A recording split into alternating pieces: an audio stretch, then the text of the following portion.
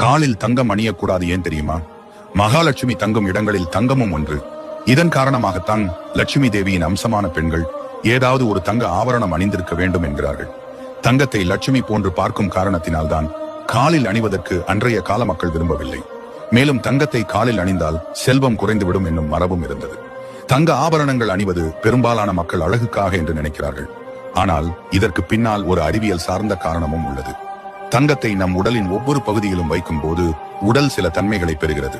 காதில் தங்கம் இருந்தால் கழுத்து நரம்பு வலுவாக இருக்கும். மோதிர விரலில் தங்கம் இருந்தால் உடல் வலிமை வரும். ஆனால் காலில் தங்கம் இருந்தால் வாத நரம்புகள் தூண்டப்பட்டு உடலில் வீக்கம் வலியும் ஏற்படும். இயற்கையாகவே தங்கம் அதிக வெப்பத்தை உள்வாங்கும் தன்மை கொண்டது. நமது உடலின் கீழ்ப்பகுதி எப்போதும் உஷ்ணமாக இருக்கும் ஒரு இடமாகும்.